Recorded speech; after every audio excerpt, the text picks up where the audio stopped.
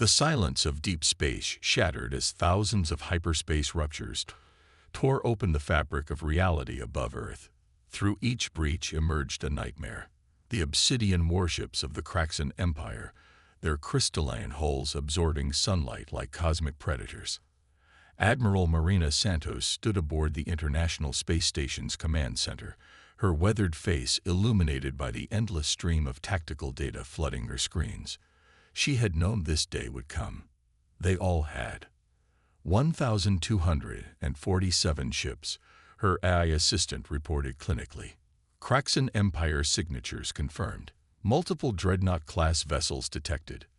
Their weapons are charged but inactive.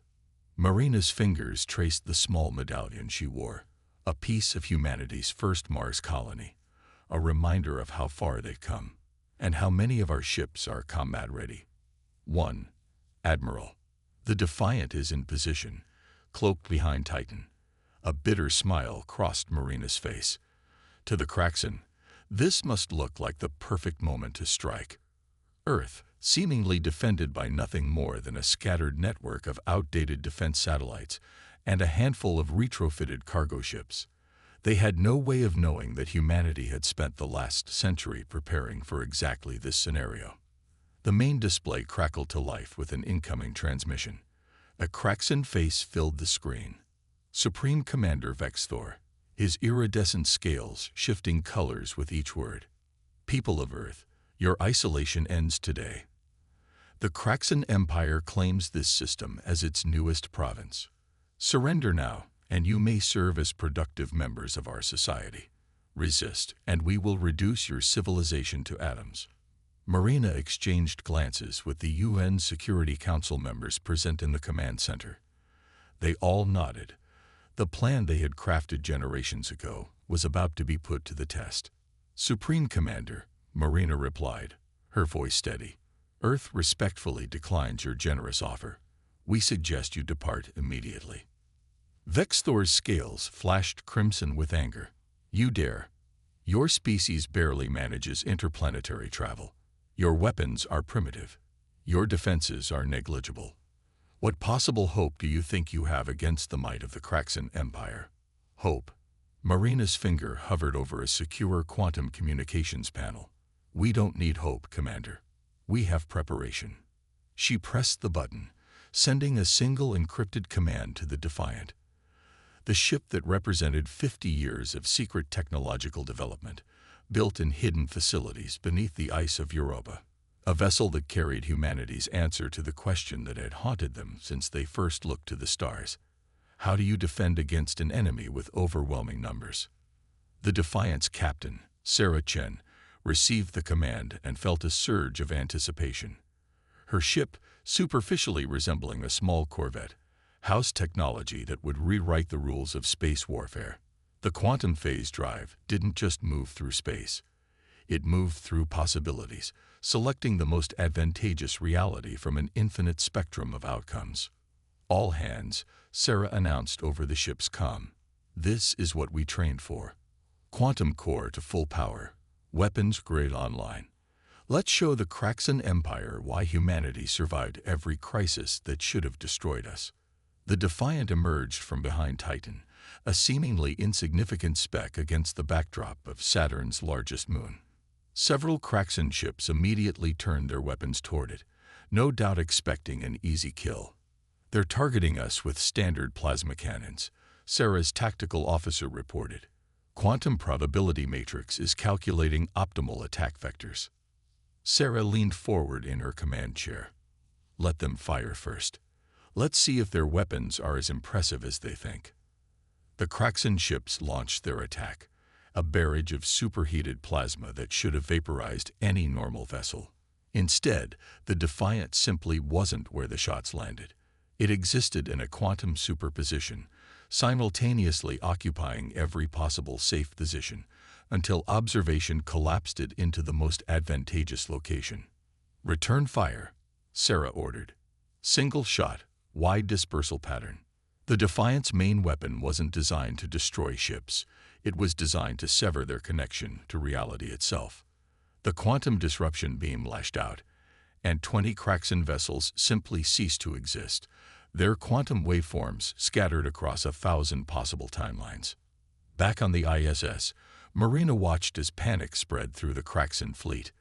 Their perfectly ordered formation began to break apart as ship after ship tried to target the Defiant, only to find themselves firing at empty space. "Send the message," Marina commanded. "All frequencies, all languages." The transmission went out. "This is your only warning. The ship you face is merely a prototype. We have 12 more under construction. Leave Earth space immediately, or we will be forced to demonstrate their combined capabilities." It was a bluff, of course.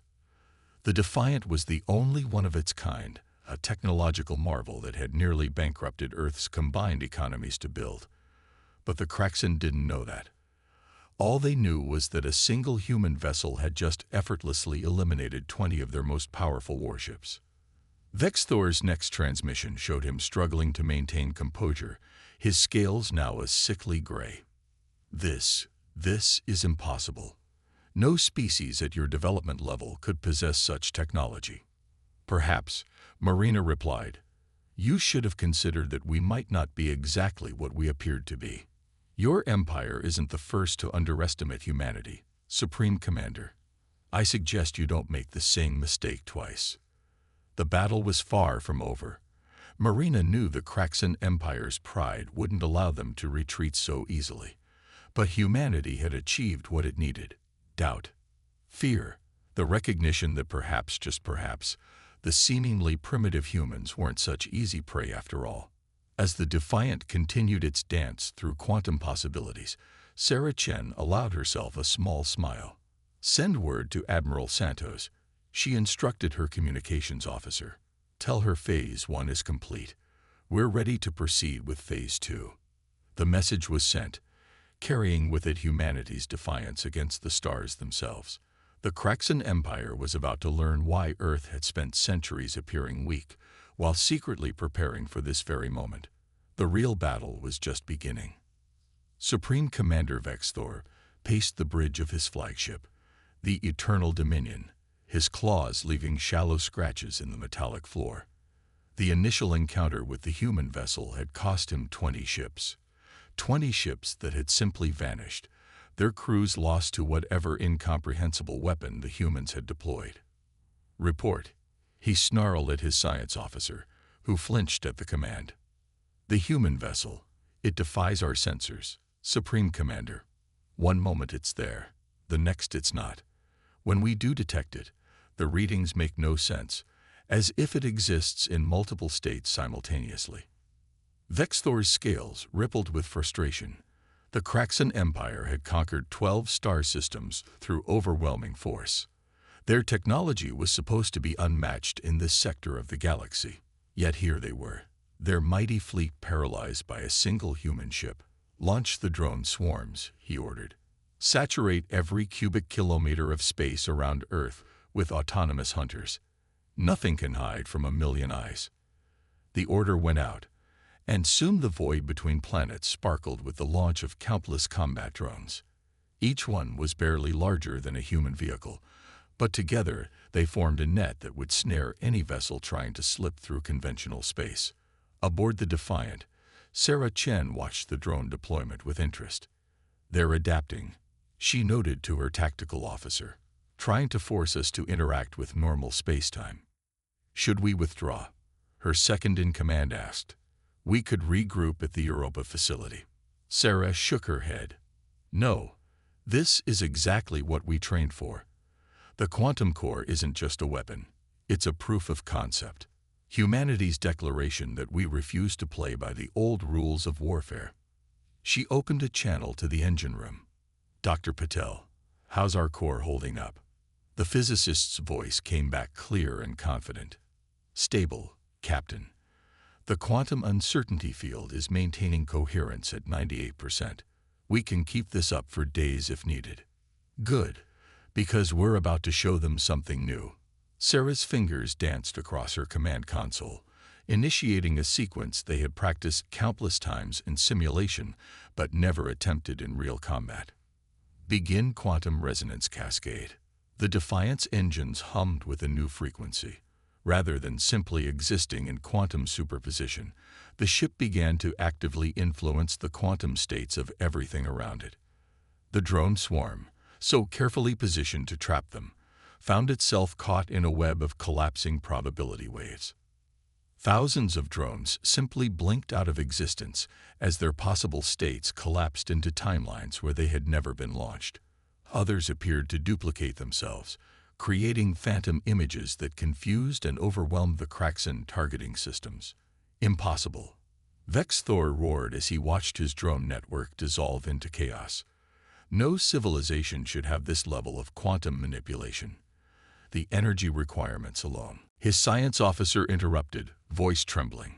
Supreme Commander, we're detecting a power signature from Earth's moon. It appears to be a massive quantum energy tap, drawing power directly from vacuum fluctuations. The revelation hit Vex Thor like a physical blow. The humans hadn't just developed a single advanced ship, they had fundamentally altered their understanding of physics itself. While the Kraxan Empire had focused on building bigger ships with more powerful weapons, humanity had quietly discovered how to harness the underlying fabric of reality. On the ISS, Admiral Santos received another transmission from the Defiant. Phase 2 is proceeding as planned, Sarah reported. The Kraxan fleet is beginning to understand that their technological superiority was based on outdated assumptions. Marina smiled. Excellent work, Captain Chen. But be careful. A cornered enemy is often the most dangerous. She was right. Even as they spoke, Vex Thor was issuing new orders to his fleet. The Kraxan ships began to arrange themselves in a new formation, one designed not to trap or destroy the Defiant, but to threaten Earth itself. If we cannot defeat their ship, Vex Thor declared, then we will force them to surrender by targeting their civilization. Begin charging the mass drivers. Target Earth's largest population centers. But Sarah had anticipated this move. The Defiant's quantum resonance cascade had already spread throughout the local space, creating a field of uncertain probabilities. As the Kraxan ships charged their weapons, they found themselves trapped in a region where cause and effect had become negotiable. Fire, Vex Thor commanded. 1,000 mass drivers launched their projectiles toward Earth. Yet something strange happened. The projectiles seemed to curve away from their targets, following paths that defied classical physics. Some even appeared to reverse course, returning to their points of origin. Sarah's voice came across all frequencies, a hint of amusement in her tone. Did you really think we'd develop this technology without considering its defensive applications? The space around Earth isn't just protected, it's probability locked. Your weapons literally cannot harm our planet because we've collapsed all quantum states where they successfully impact. The revelation sent shockwaves through the Kraxan fleet. Ships began to break formation, their crews struggling to comprehend a form of warfare that violated everything they understood about reality itself. But Vex Thor wasn't finished. His scales had turned a deep purple, the color of absolute resolve in Kraxan culture. Send the signal, he commanded. Summon the World Ender. If we cannot defeat them with conventional weapons, we will tear apart the very fabric of space-time around their world. As the quantum distortions cleared temporarily, a massive hyperspace breach began to form at the edge of the solar system. Something was coming, something that even the Defiant's revolutionary technology might not be able to stop. Sarah Chen felt a chill as her sensors detected the new arrival. Admiral, she transmitted to the ISS, I believe we're about to meet the Kraxan Empire's ultimate weapon. Requesting permission to initiate Phase 3 ahead of schedule. Marina's response was immediate. Granted, Captain. Show them why humanity chose to appear weak for so long. Show them what we can really do. The real test of humanity's preparation was about to begin, and the fate of Earth would rest on whether Sarah Chen and the Defiant could overcome not just superior numbers, but a weapon designed to unravel reality itself. The World Ender emerged from hyperspace like a tear in the universe itself. Unlike the sleek obsidian hulls of standard Kraxan vessels, This was a monstrosity of impossible geometries and writhing energy fields. It dwarfed even the largest Kraxan dreadnoughts, its surface rippling with distortions that hurt the eyes to look at. Analysis, Sarah Chen commanded, her voice steady despite the growing knot in her stomach. Dr. Patel's voice came through with an edge of scientific fascination. It's beautiful in a terrifying way. They've created an artificial quantum singularity and somehow stabilized it. The weapon appears to work by expanding the singularity's influence, essentially unwriting portions of spacetime.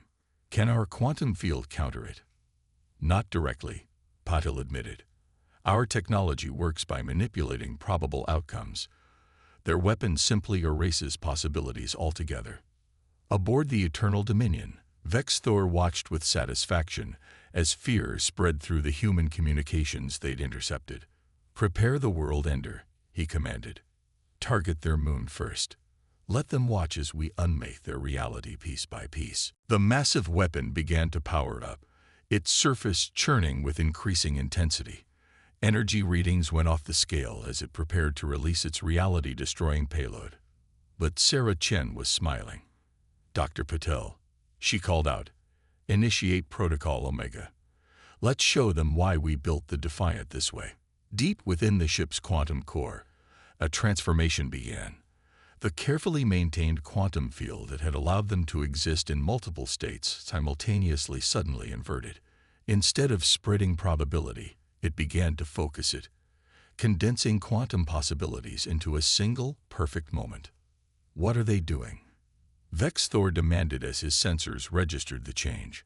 "All ships, destroy that vessel before." He never finished the order. The Defiant's quantum field reached out and touched the world ender's artificial singularity. For a moment, nothing seemed to happen. Then reality itself seemed to hiccup. The world ender's weapon wasn't just a tool for unmaking reality. It was a tear in spacetime itself. And the Defiant had just shown it its own reflection. The thing about quantum mechanics, Sarah broadcast to the Kraxan fleet, is that observation affects reality. Your weapon tears holes in spacetime. Our technology lets us choose which reality manifests. Did you ever stop to wonder what would happen if we turned your weapon's gaze upon itself? The world ender began to fold in on itself, its own reality-destroying field turning inward. The artificial singularity, confronted with its own quantum state, began to collapse in ways its creators had never anticipated. "All ships, clear the area," Vex Thor ordered, but it was too late. The world ender's destruction created a cascade effect, its quantum instability spreading to nearby vessels. Ships began to vanish, not destroyed but rather shifted into quantum states where they had never existed at all. Admiral Santos watched from the ISS as a third of the Kraxan fleet simply ceased to be. "Beautiful work, Captain Chen," she transmitted. "I believe it's time for your final act." "Understood, Admiral." Sarah turned to her crew. "All hands, prepare for total quantum inversion." "Dr. Patel, you've run the simulations. Will it work?" The physicist nodded. "The math is solid.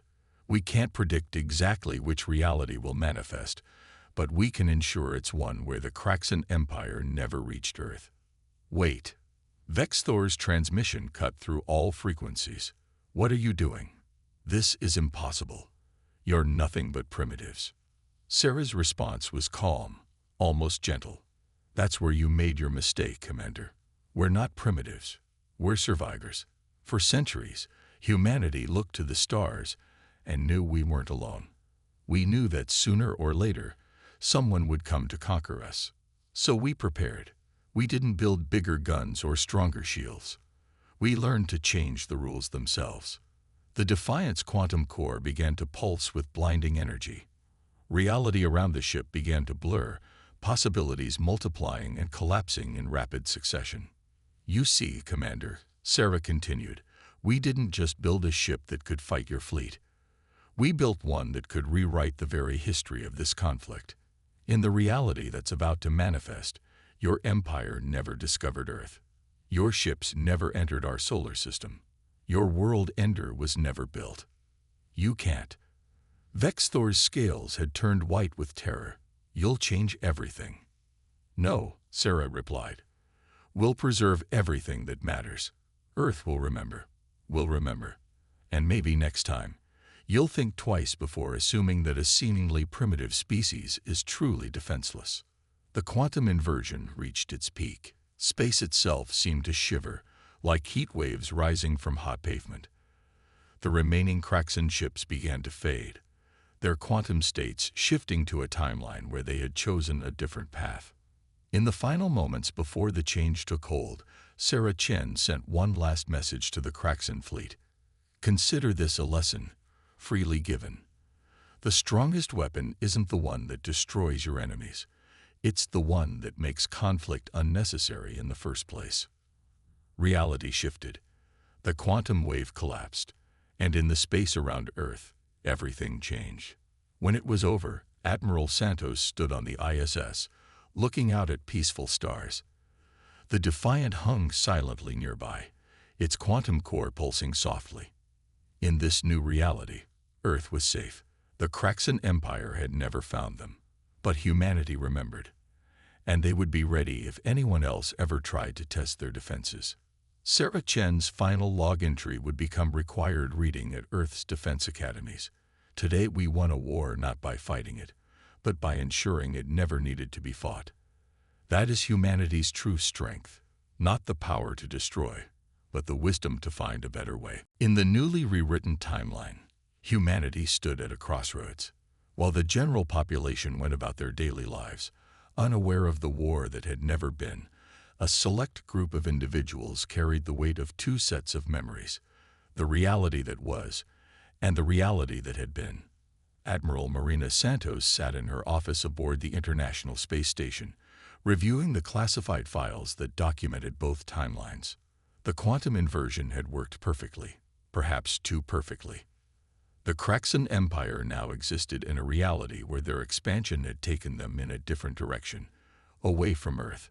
But the memories preserved by the Defiant's quantum shield told a different story. You're brilliant again, Sarah Chen said, entering the office with 2 cups of coffee.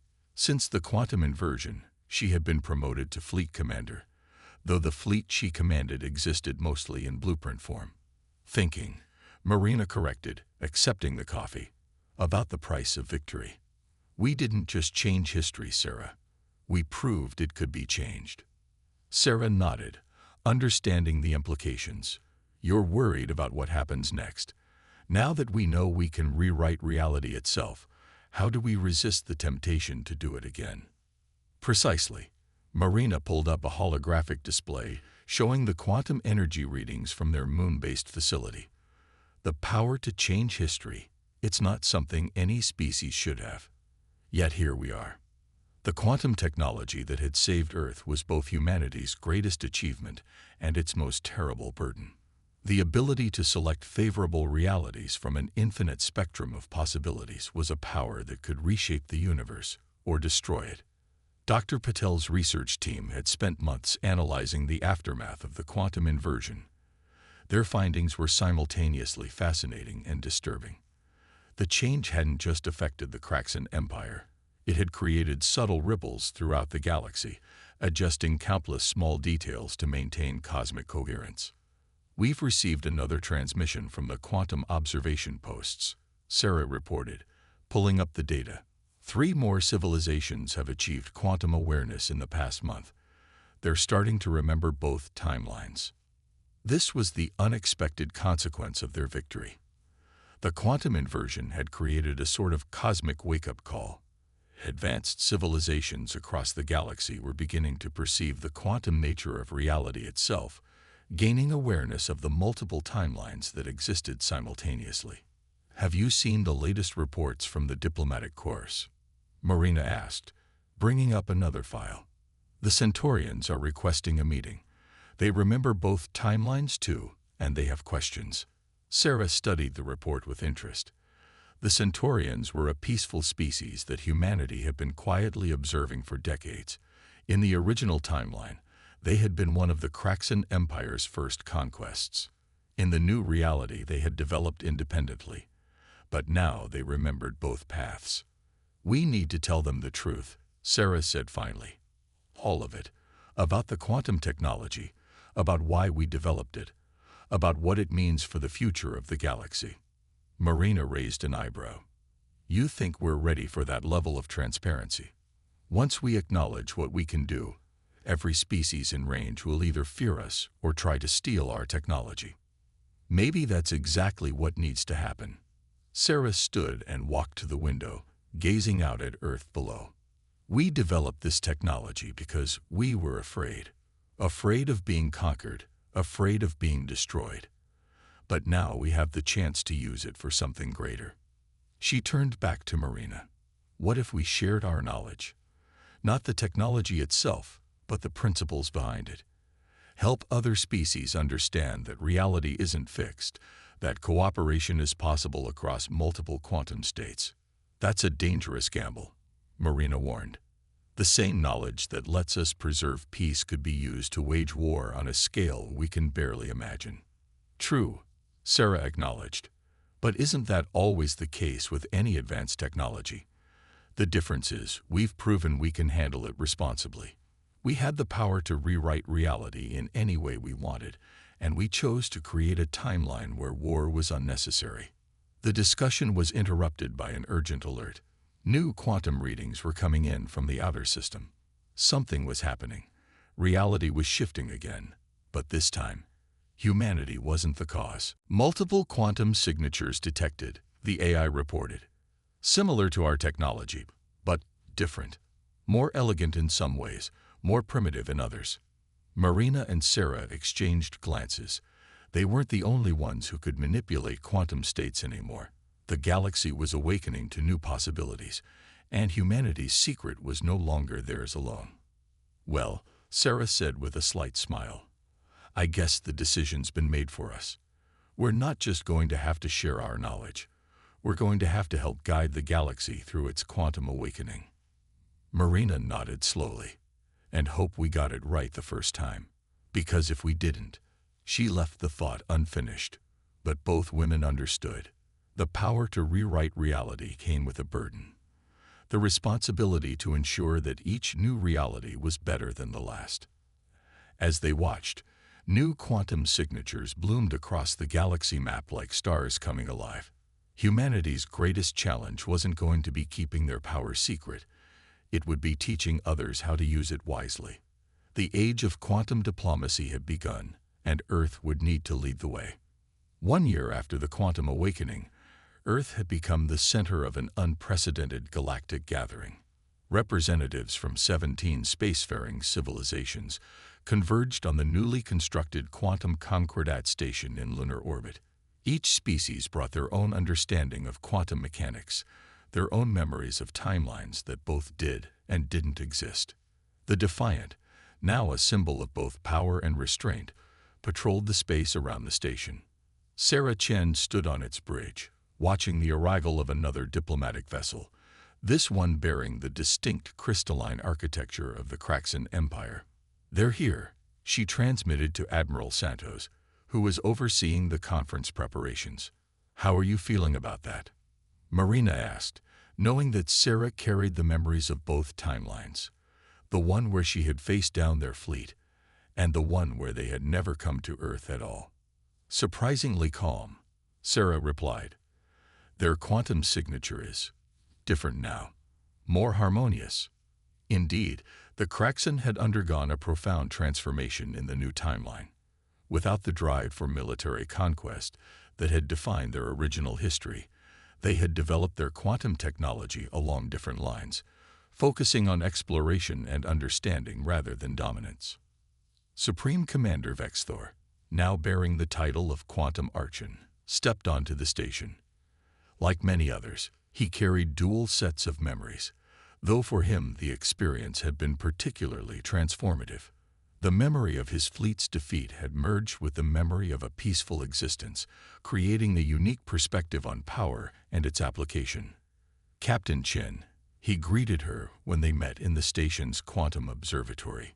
His scales shifted through colors that hadn't existed in the original timeline. Or perhaps I should say, the one who taught us humility. We all learned from that day, Sarah responded, even those who only remember it in dreams and quantum echoes. The observatory's main display showed the current state of the galaxy, but not in conventional terms. Instead, it displayed the complex web of quantum connections that now linked civilizations together. Each species had developed its own approach to quantum technology, creating a symphony of reality-shaping forces that had to be carefully balanced. Dr. Patel's voice came over the comm as the final adjustments were made to the quantum harmonization grid, humanity's latest contribution to galactic stability. The network is ready. All participating species have synchronized their quantum fields. This was the true purpose of the gathering. Not just diplomatic meetings, but the establishment of a new framework for reality itself. A way for multiple species to coexist across quantum states, sharing knowledge and resources without the need for conflict. It's time, Marina announced to the assembled representatives. Each of you carries memories of what could have been, both the paths of war and the paths of peace. Today, we make a choice about which future we want to manifest. The quantum harmonization began. Each species contributed its unique understanding of reality manipulation to the network. The Centaurians brought their mastery of quantum entanglement. The Kraxan offered their insights into singularity stabilization.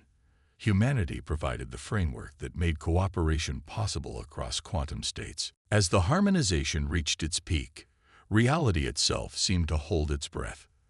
Then, slowly, beautifully, the quantum fields aligned, not erasing the multiple timelines that each species remembered, but weaving them together into a tapestry of shared understanding.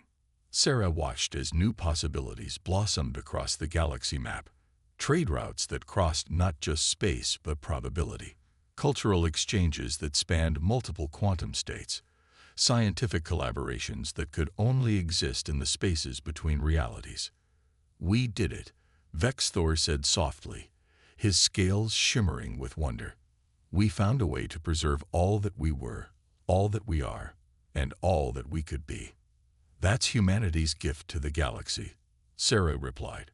"Not the power to change reality, but the wisdom to know when to let multiple realities coexist." In the years that followed, the quantum harmonization would transform galactic civilization. The Defiant would become a training vessel, teaching crews from all species how to navigate the quantum seas. Earth would remain the heart of this new order, not through military might or technological superiority, but through its role as a bridge between possibilities. Admiral Santos's final report to Earth's unified government summed it up best. "We prepared for war, but found a path to peace. We developed the power to change reality, but chose instead to embrace its infinite variety. That is humanity's true victory, not the defeat of an enemy, but the creation of a future where enemies can become allies across the quantum divide." And somewhere in the quantum foam between realities, the original timeline where the Kraxan fleet had threatened Earth still existed, not as a warning, but as a reminder of how far they had all come, and how much further they could still go together. The Defiant's quantum core continued to pulse softly, maintaining its connection to all possible realities. But now it wasn't alone. Across the galaxy, ships of all species sailed the quantum seas, each adding their own notes to the symphony of stars. Humanity had reached for the power to defend itself and found something greater, the power to unite a galaxy across the boundaries of reality itself. And in doing so, they had proven that the greatest strength lies not in the ability to change the universe, but in the wisdom to help it change itself for the better.